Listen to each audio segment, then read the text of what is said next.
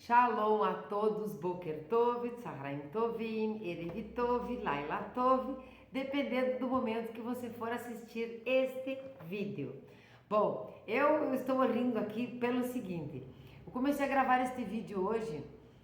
Hoje nós estamos no capítulo 3, Mishnah 12 da Ética do Sinai, o livraço do senhor Irving Bunim.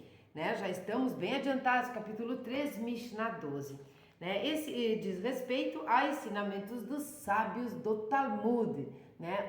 Do tratado Pirkei Avot, a ética dos pais. Este aqui é a ética do Sinai.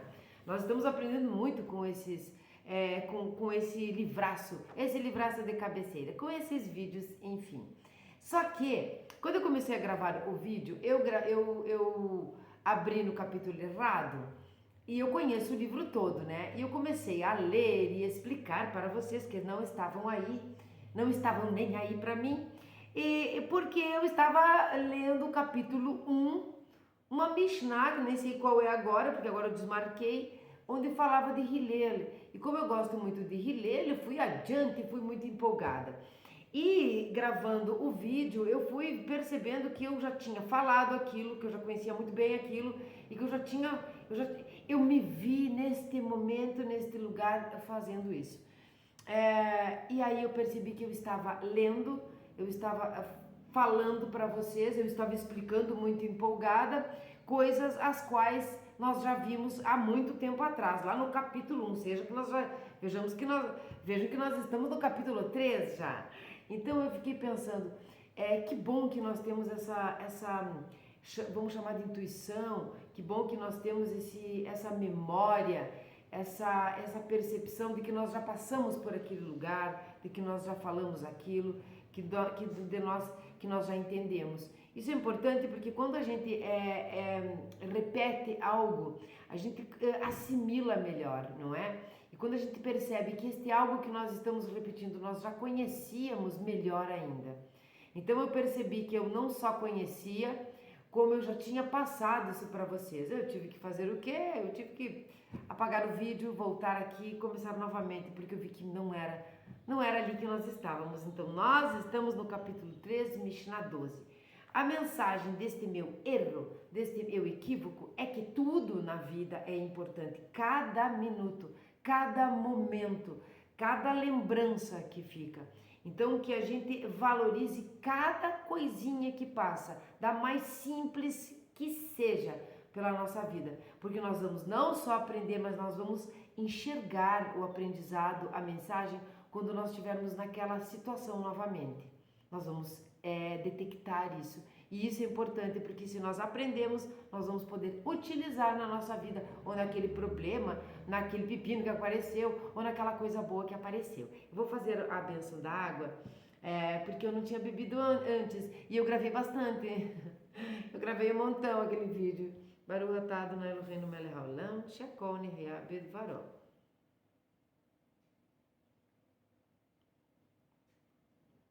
Tomando uma aguinha geladinha hoje. Então, capítulo 3, Mishnah 12, sejam todos muito bem-vindos. Eu sou a Sharon e este é o canal Nos Caminhos da Torá, que é onde nós estamos nos caminhos da Torá, nos caminhos de Hashem.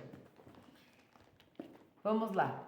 Ele vai dizer quem é, né? Que ele quem? Sempre diz respeito ao sábio anterior, geralmente é assim. Em alguns momentos não, mas geralmente é. Então vai estar escrito. Está escrito, vai estar não. Ele, o Rabi Hanina ben Dossa, dizia: todo aquele cujas boas obras excedem a sua sabedoria subsiste, mas todo aquele cuja sabedoria excede as suas boas obras, sua sabedoria não subsiste.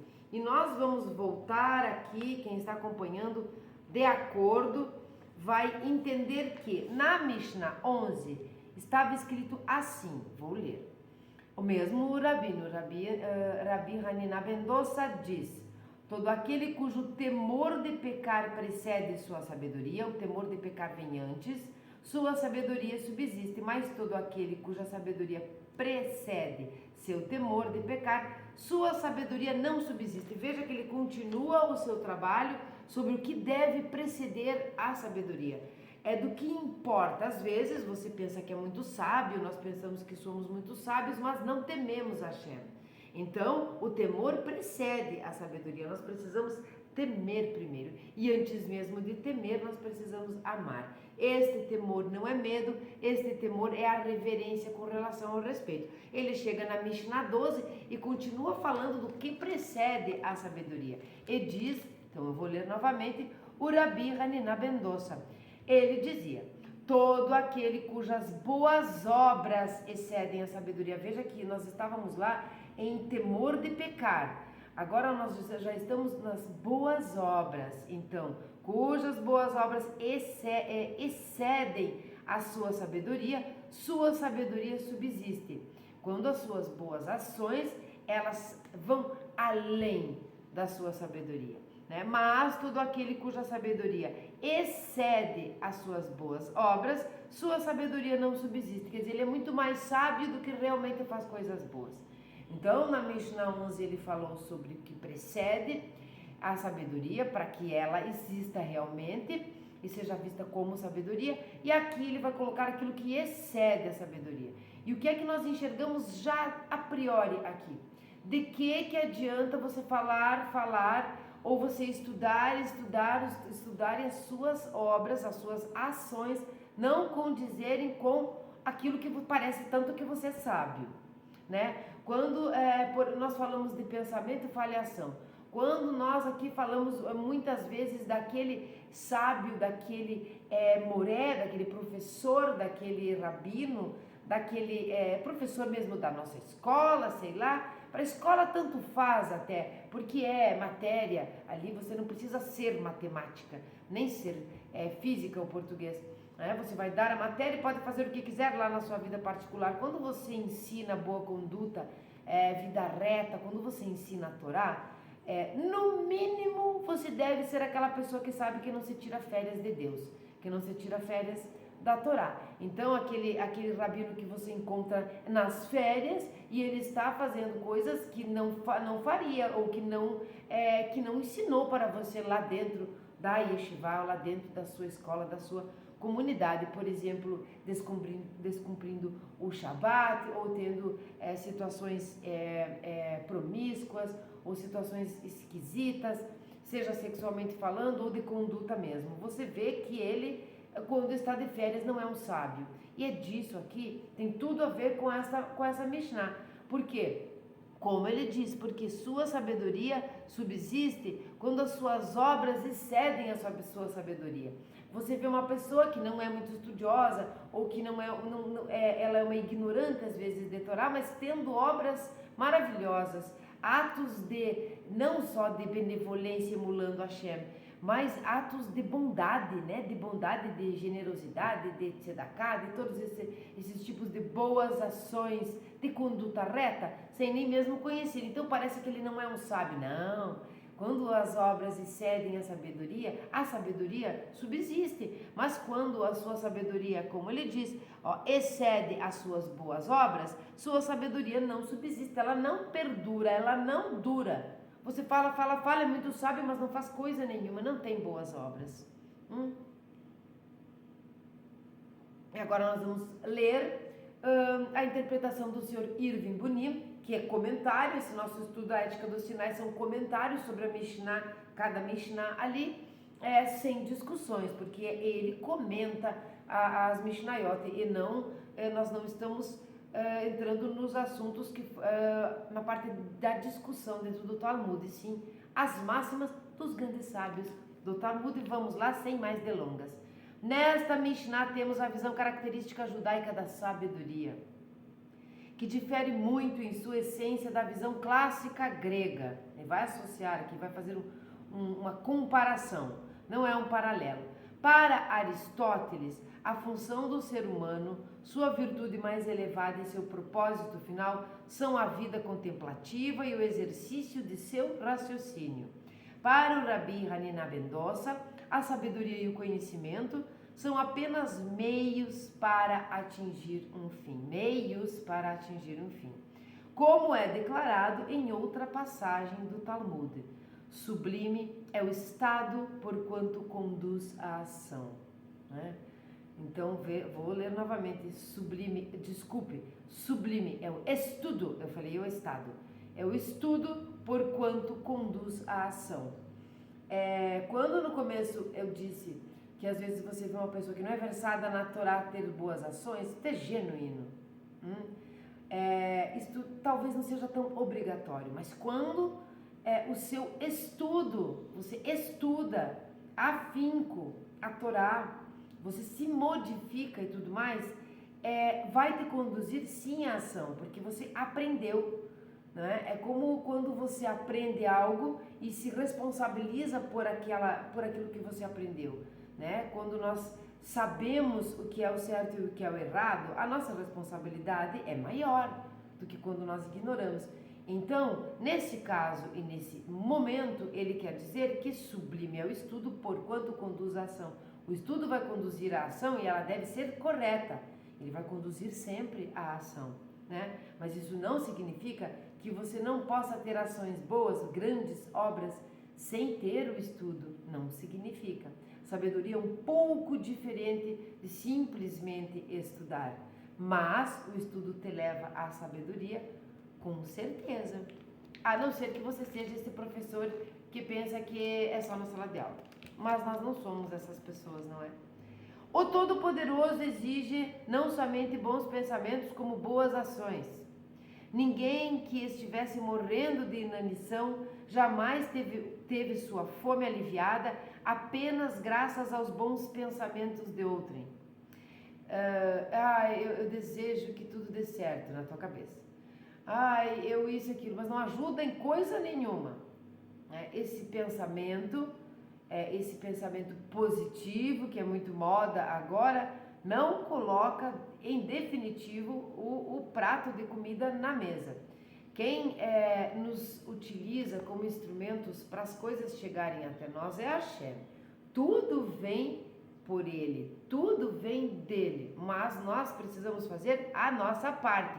Então não adianta ficar pensando positivo, eu vou ganhar na loteria, um dia eu ganho na loteria, aí eu compro isso, aí eu faço aquilo, aí eu vou ajudar a família e não sei mais o que. Você precisa arremangar, né, arregaçar, não sei como fala, as mangas e ir à luta, não é? Bom, já vi aqui. O filósofo judeu medieval Rabi Yehuda Halevi esclarece que a filosofia grega é apenas uma floração que não produz frutos. Veja que a filosofia por si só não é exatamente aquele estudo, né? Filosofia, aquela sofia, aquele pensamento, aquele conhecimento, aquela sabedoria para responder coisas. A filosofia é muito perguntativa, muito questionadora, pergunta e não se responsabiliza em responder. Então, o que ele diz aqui é que a filosofia grega é apenas uma floração que não produz frutos. Ela precisa produzir frutos. Você pode até ficar filosofando, mas vai precisar fazer um pouco mais do que isso para obter o resultado, né? Para haver uma ação, para haver a boa obra, né? Bom, isso é pelas palavras do Rabi Yehuda Halevi. De fato, podemos enxergar algo belo e prazeroso na simetria estrutural e forma lógica do pensamento grego, mas é apenas uma floração de momento que não perdura e o mundo pouco pode aproveitar daí. É muito bonito realmente. Aqueles livros que você vê aqui atrás, azuis, são de filosofia. A maioria tem grego no meio ali, porque eles eram muito filósofos, e outros, né? Essa coleção dos pensadores europeus ali, pensadores, enfim. Nós vemos muitas perguntas que levaram a muitas respostas, mas não necessariamente dos próprios filósofos. Não é? Então, levantar uma questão é algo importante. Filosofar sobre a vida, sobre as coisas boas e bonitas é muito bonito, é muito importante. Mas não é o suficiente no mundo DSA, no mundo da ação, no mundo físico que Hashem permitiu que nós chegássemos até aqui para viver as coisas. Nós precisamos concretizar esses pensamentos. Nós precisamos responder algumas perguntas. e não simplesmente filosofar. Não temos todas as respostas, mas nós precisamos tentar, né? Bom, mas é apenas uma floração de momento que não perdura, né? E o mundo pouco pode aproveitar daí. O pensamento judaico, contudo, exige frutos, realizações tangíveis no mundo real e lograr coisas práticas para melhorar o coração do ser humano. Quando nós falamos dos rituais, quando nós falamos de todas aquelas coisas que Deus colocou na Torá e que na prática os rabinos, os sábios conseguiram trazer para a ordem física mesmo, né? Os rituais, o acendimento das velas, as preces, o tefilim, o que se pode ou não se pode fazer, né? Os 39 trabalhos que o judeu não cria no Shabat, toda a ritualística, ela diz respeito a trazer no mundo físico para melhorar o coração do ser humano. Não só os rituais, mas todo o aprendizado.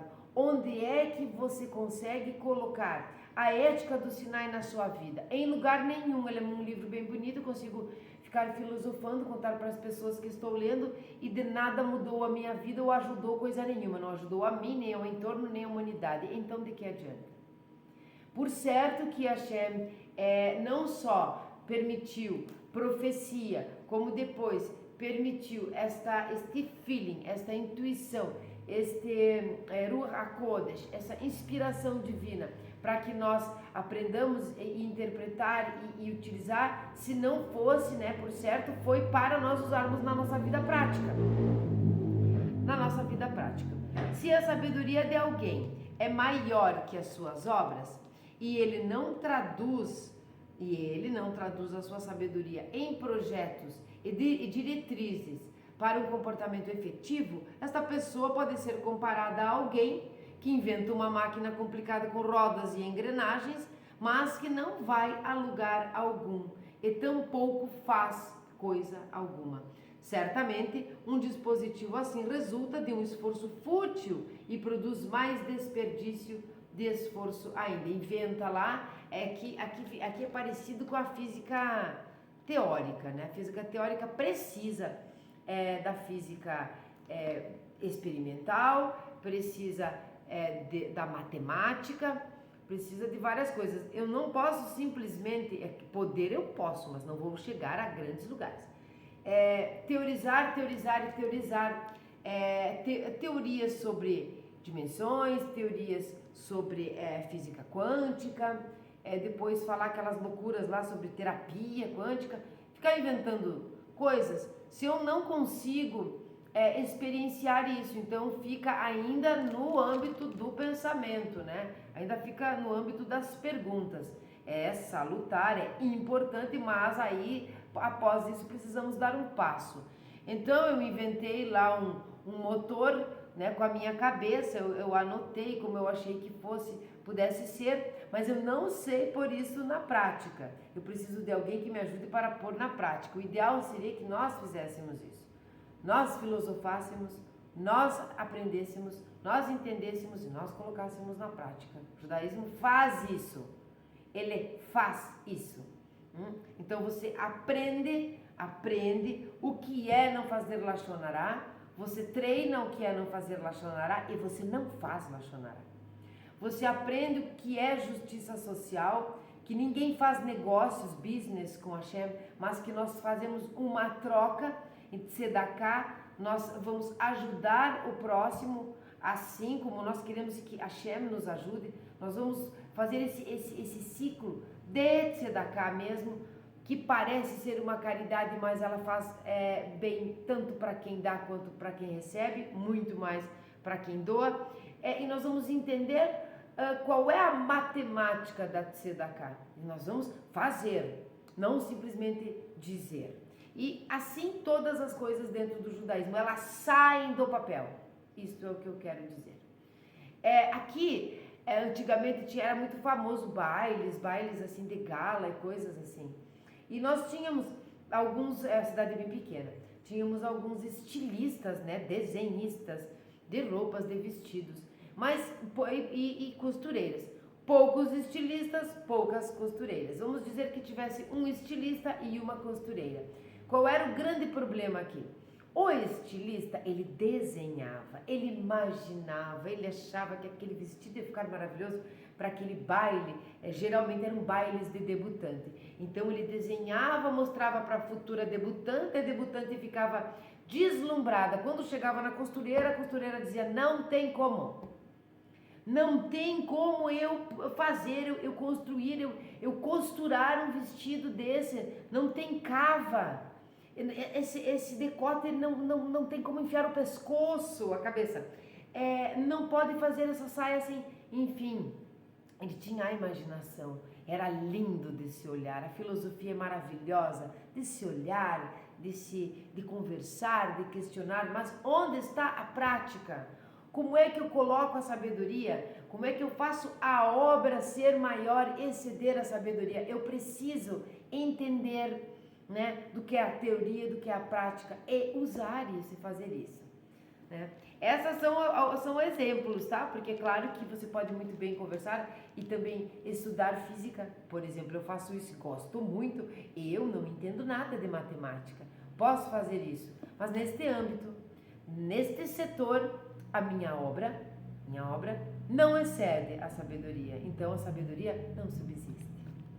Com relação a isto, né, que ele está falando dessa coisa aqui, desse dispositivo inventado. Com relação a isto, podemos recordar um relato talmúdico a respeito de como um anjo ensina a Torá a uma criança, lembram? Então, enquanto ela ainda está no ventre materno.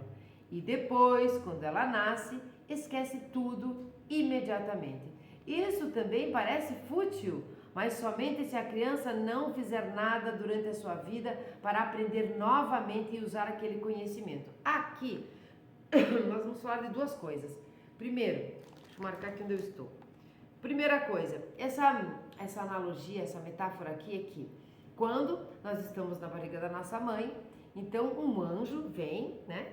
Vem ou está conosco e nos ensina toda a Torá. O que significa isso? Nos ensina toda a ética, a conduta, todas as coisas que existem, todas as proibições, todos os mandamentos ou pronunciamentos positivos, né? Aqueles que devemos e aqueles que somos proibidos de fazer. E todo o resto, tá? Né? A parte esotérica, enfim, tudo. E quando nós nascemos, este mesmo anjo dá um peteleco aqui, por isso nós temos esta dobrinha aqui, esta divisão, ele dá um peteleco e nós esquecemos tudo. Essa metáfora, ela é importante porque dá para nós interpretarmos de várias maneiras. Eu já interpretei aqui de outras formas, mas aqui nesta Mishnah eu quero dizer o seguinte: você nasce, eu nasço, nós nascemos, todo mundo nasce, né? Porque nós podemos não ser mães e pais, mas filhos todo mundo é, né? Então nós nascemos com algumas facilidades, né? O que as pessoas podem chamar de dom ou de talentos, são algumas afinidades, algumas predisposições, propensões, realmente facilidades de fazer algumas coisas.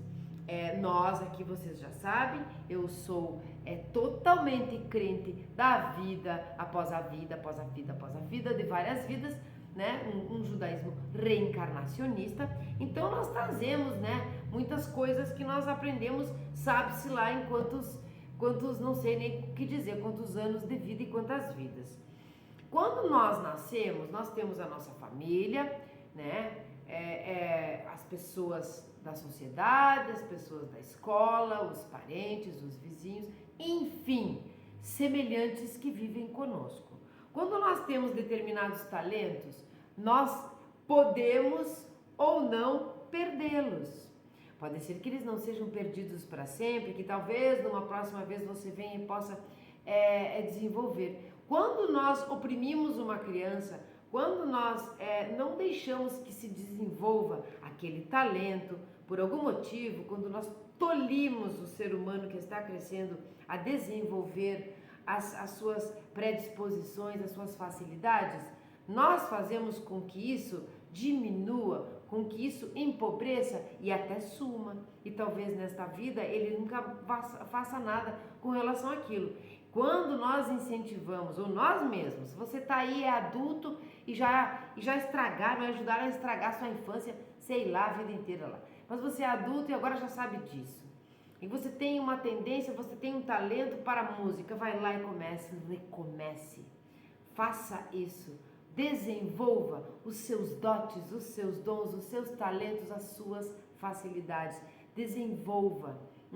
E assim nós não caímos nessa coisa de esquecer, né, do peteleco. Esta metáfora, ela é para vários âmbitos, mas esse é um dos que eu mais gosto, que é quando nós tolimos alguém ou nos tolimos a nós mesmos.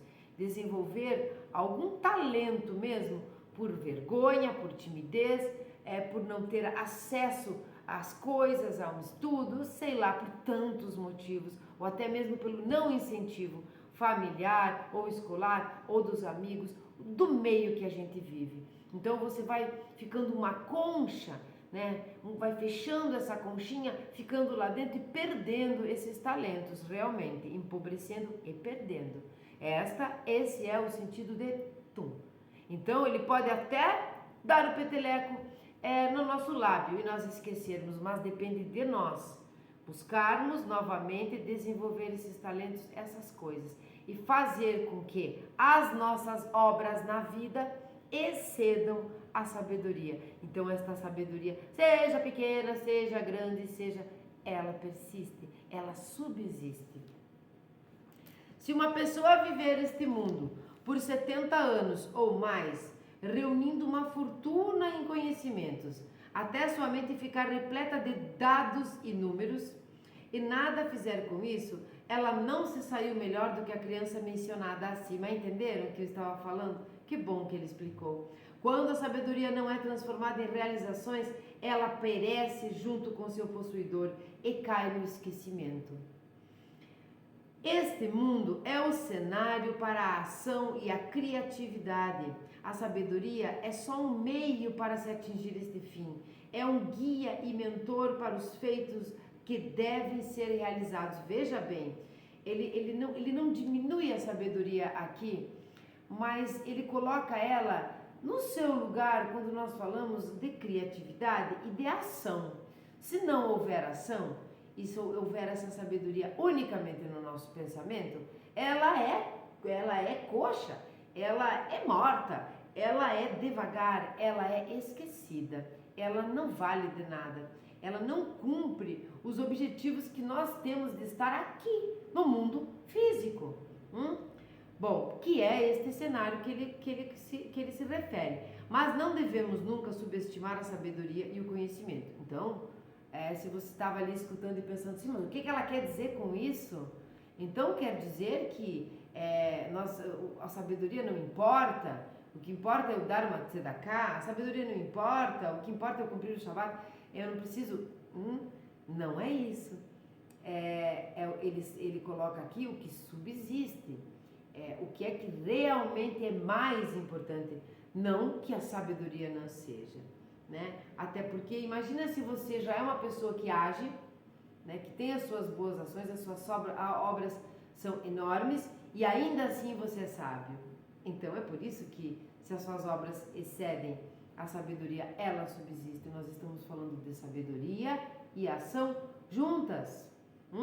Bom, mas não devemos nunca subestimar a sabedoria e o conhecimento. A sabedoria é essencial para a observância religiosa adequada e é preciso haver conhecimento para que se realizem os feitos corretos. Quer dizer, você está lá com todos os... para fazer isso. Vamos dar o exemplo do tefilim, sempre é muito dado, né, o exemplo do tefilim ou do tzitzit. A sabedoria aqui não é grandiosa, mas você precisa entender, né, os preceitos ali, você precisa entender o que significa que você está lendo, o que você está aprendendo, como é que se realmente coloca, né, Tosafot, tefilim, como é que realmente você utiliza e por que o tzitzit. Então a sabedoria é extremamente importante, né, nessa parte adequada que ele fala, que dá observância religiosa e de muitas outras, não é? Bom, existe uma Mishnah que se tornou familiar para nós em nossas orações matutinas diárias. Eu vou ler. Estas são as coisas cujos frutos o homem goza neste mundo, enquanto o principal fica para o mundo vindouro. Honrar pai e mãe, atos de benevolência, comparecimento pontual ao Beit Midrash, que é a casa de estudo, nós já sabemos, pela manhã e à noite, hospitalidade aos viajantes, visitar os enfermos, providenciar um dote para uma noiva, que não tenha posses, é claro, acompanhar os mortos ao enterro, devoção ao orar e fazer a paz entre alguém e seu vizinho. Mas o estudo da Torá supera todas elas. Quer dizer, você pode fazer tudo isso aqui, tudo que está lá nas preces matutinas, mas o estudo da Torá supera todas elas, porque nós sabemos que a maior mitzvah de todas é o estudo da Torá. Nós já aprendemos isso. Então, aqui ninguém disse que não é para ser sábio ou que não é para estudar, muito pelo contrário, você vai melhorar as suas ações se tiver sabedoria. Em que sentido o estudo da Torá excede todos estes importantes e sagrados feitos? A resposta é que, para saber como realizar estas e outras ações meritórias, você precisa ter a instrução e o conhecimento necessários, e isso provém de uma base adequada de estudo da Torá, porque senão eu vou errar. Quando nós falamos que a Torá escrita nós não conseguimos compreender, então veio todo o trabalho, academia, outra academia e junto à academia, e as coisas foram sumindo, todo o ensinamento que também Moshe recebeu no Sinai, ele precisou ser passado, oralmente por ele e pelas gerações, e depois as academias se reunirem escondidas, porque era proibido tudo aquilo que nós já sabemos. Para chegar no Talmud, até nós chegarmos ali, para tentar ir adiante disso, entender alguma coisa, a mística, a parte esotérica, nós precisamos compreender muito bem essa parte. Como dizem os sábios, estar de barriga cheia de Torá, para daí sim entrar no pardês, no pomar, seja lá o que você quiser, tentar filosofar e estudar a parte cabalística das coisas, porque ele deixa muito claro aqui que esta sabedoria, que o estudo da Torá é a mitzvah mais importante, que vai te levar a estudar essas outras coisas? Não, vai te levar a não errar dentro destas coisas. Pegar o Talmud e entender o que está ali escrito. Escutar ou estudar um sábio de Kabbalah e compreender a alegoria, a metáfora, a profundidade. Nós estamos falando do ato da criação, nós estamos falando do porquê, dos comos, dos porquês, de como é, de como será, de como seria, totalmente esotérico. Como é que nós vamos aprender isso de forma idônea? Certo, não é o que nós estamos vendo, não é? Se você abrir aí, pular, zapear, seja no YouTube, seja onde for, você vai encontrar um monte de gente ensinando absurdos, mas que preenchem o vazio do ser humano. Preenchem. É a Kabbalah disso, a Kabbalah daquilo, que preenche aquilo que você quer escutar. Isso é filosofia. E é filosofia barata. Precisa ter uma base na Torá, e não é uma base bamba, é uma base sólida. Então a sabedoria sim é importante, e a Torá é a maior mitzvah, porque ela te leva a ter este conceito, a ter esse concreto, a ter isso muito bem estruturado para partir adiante e trazer para a sua vida, para nossas vidas. Porque eu sei, eu sou ser humano igual a todo mundo, sei o quanto é estimulante e instigante saber coisas que talvez nem todo mundo saiba. Agora eu aprendi isso, falar nomes diferenciados, coisas assim esotéricas, como tudo começou, como tudo, e errar. Nós temos somos instigados, nós temos essa vontade de descobrir coisas, ou de repente parecer que sabemos mais do que outros. Isso é muito humano, nós estamos trabalhando isso. Então nós precisamos de uma base sólida. Nós não precisamos necessariamente nunca chegar no abstrato total. Nós não precisamos, mas nós queremos. Então nós precisamos ter a base. Porque nós vamos subindo, e quando nós achamos que estamos lá em cima, ou quando nós estivermos lá em cima, o tombo é muito grande. O nosso tombo, porque não tinha alicerce, aí o prédio vai ser, ele desmonta, ele desmorona, e nós vamos, além de nós desmoronar, nós vamos passar adiante ensinamentos errados e convincentes, o que é pior. Você olha e diz, que lindo, que maravilha, olha que ensinamento maravilhoso, errado, mas convincente e bonito, porque nós somos seres humanos buscando preencher vazios. Encha sua barriga de Torá, que não vai ter vazios. Aí você alicerçou para ir adiante. Então, sim, nós temos que ter sabedoria também. E muita. Podemos ainda interpretar a nossa Mishnah como significando todo aquele cujas boas obras são muitas, como resultado da sua sabedoria, pois seu conhecimento lhe diz para cumprir as mitzvot. Portanto, sua erudição cresce e com isto suas boas ações também aumentam, tanto qualitativa como quantitativamente. Não preciso explicar este parágrafo. Olhando novamente para a última frase da Mishnah, pertencente às orações da manhã que acabamos de citar acima, lemos Vetalmud Torah Keneged Kulam.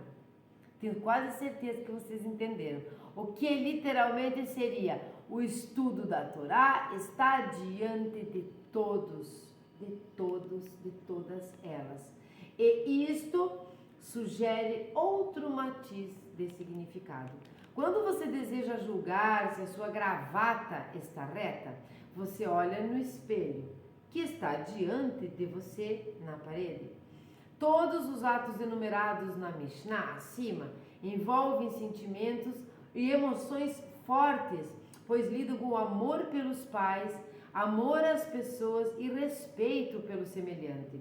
Essas emoções, se não forem conferidas no espelho da Torá, podem levá-lo pelo mau caminho, entenderam? Que o espelho é a Torá, é diante dela que nós estamos ali estudando. Ela é o espelho que vai dizer se a nossa gravata está reta ou não.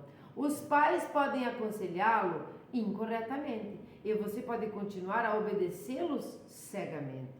O amor às pessoas pode levar a fatos como os ocorridos em Munique antes da Segunda Guerra, da Grande Guerra. Olha só, esse livro é de 1960 e poucos. O senhor Irving Bunim nasceu em 1902. Antes que eu me esqueça, para que nós entendamos isso. Então ele vai puxar algumas coisas dos momentos que ele tem conhecimento. Então Munique, momentos atuais, né, de lá. E atuais agora também. Bom, ocorridos em Munique antes da Segunda Grande Guerra. E a falha ou a recusa em adotar medidas severas contra o mal. A misericórdia pode permitir que um Agag, o rei dos Amalequitas, viva contra a ordem expressa do Todo-Poderoso. Lembra? Era para ser morto e não foi, não é? E foi depois, mas não pelo rei que era o responsável.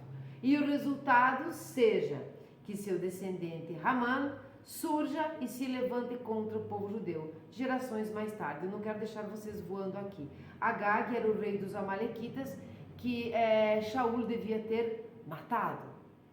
Ele não fez, era uma ordem do Todo-Poderoso. Shemuel, o profeta, fez no lugar dele. Mas esse era um intuito? Não, este era imbuído, essa ordem, a Shaul, que não fez. Por isso o espírito saiu dele e todas as coisas aconteceram depois. Haman é aquele que nós fazemos a festa de Purim, lembram? Não é? Aquele que fez todas aquelas intrigas e tudo mais para acabar com todo o povo judeu na história, na Migilá de Esther. Então, e ele é um descendente dos Amalequitas. Eu estou. Portanto, diz a Mishnah, todas essas ações são claramente importantes, mas apenas se a Torá for mantida Keneged Kulan, em pé diante deles como um espelho, para servir como um controle e padrão. Se você entendeu a palavra Keneged e lembrou do Keneged Midah, né? Midah, Keneged Midah, é isso, é medida por medida. E aqui ele usa o Keneged Kulam, que esteja sempre como um espelho diante de ti, a Torá. Seus atos devem ser adequados à Torá. E a sabedoria da lei deve ser usada para implementá-los. Assim você incorporará elementos de eternidade à sua vida. Essa foi a Mishnah 12, do capítulo 3, da ética do Sinai do Pirkei Avot, né? Da máxima dos grandes sábios do Talmud, sem discussões, nem nada, simplesmente a interpretação do Sr. Irving Bunim. Subimos nos ombros dos sábios para enxergar mais longe e vamos interpretar a interpretação dos sábios. É isso. Isso é o que eu estou fazendo aqui, tentando com muito carinho para vocês, para que nós aprendamos juntos. Então você fica à vontade para colocar aqui os seus comentários, como está a sua vida, se você entendeu esta Mishnah, se você compreendeu que não diz respeito a ser um ignorante, nós devemos ser sábios, nós devemos buscar a sabedoria, mas que ela não pode ficar simplesmente no nosso pensamento. Aqui é diferente de Lashon Hara. Aqui nós precisamos do pensamento, da fala e da ação. Aqui nós precisamos que as nossas obras realmente sejam maiores, elas excedam, não é maiores, elas excedam, elas vão a mais do que a nossa sabedoria, para que a nossa sabedoria subsista e cresça. Porque quando nós aprendemos algo, nós colocamos em prática, e isto faz o bem para o próximo, para a humanidade, nós ficamos mais sábios e nós continuamos fazendo isso. Então não vamos ser nem aquele professor que tira férias da Torá, é todo errado quando não está na Yeshiva, todo errado quando não está ali na comunidade, e depois ele, enfim, é um hipócrita. Não sejamos nós aqueles que achamos que eu sou sábio, eu estudo o dia inteiro, não preciso fazer as mitzvot, não preciso, enfim, porque eu estudo muito. Tudo é um conjunto, mas a maior mitzvah de todas é o estudo da Torá, para que nós possamos continuar sendo pessoas que fazem grandes obras com sabedoria, não grandes obras sem a sabedoria. Nós vamos tentar aqui unir as duas coisas. Eu vou ler hoje, então se vocês gostaram, já sabe, curta, comente e compartilhe, dê suas sugestões aqui, fique à vontade, esse é um canal para nós trocarmos ideia. É claro que pelo menos por enquanto, pelos comentários, mas eu respondo sempre que posso e, aliás, eu respondo sempre absolutamente. Então, coloque a sua pergunta, o seu questionamento, o seu comentário, o seu exemplo, a sua experiência de vida, coloque o que você quiser trocar conosco aqui do canal. Nós vamos ler hoje o Salmo 129 e eu vou dizer para vocês, tenham um maravilhoso dia, um Shavuot Tov a todos. Salmo 129, um cântico de ascensão. Nada é por acaso, né? De ascensão. Muito me afligiram desde minha juventude. Podes declará-lo, ó Israel. Muito me combateram desde a minha mocidade, mas contra mim não prevaleceram. Como lavradores que aram a terra, abrindo profundos sulcos, feriram-me e quiseram me imobilizar meus inimigos. Mas o Eterno é justo e cortou as cordas dos ímpios. Retrocedam humilhados os que te odeiam, ó Sion. Sejam como a relva exposta dos telhados, que seca antes mesmo de florescer. Dela não quer o segador encher sua mão, nem buscá-la quer o atador de feixes. Os transeuntes não dirão como diante de belas flores. Que seja sobre vós estendida a bênção do Eterno, em cujo nome vos abençoamos. Shalom a todos, até um próximo dia, uma próxima vez.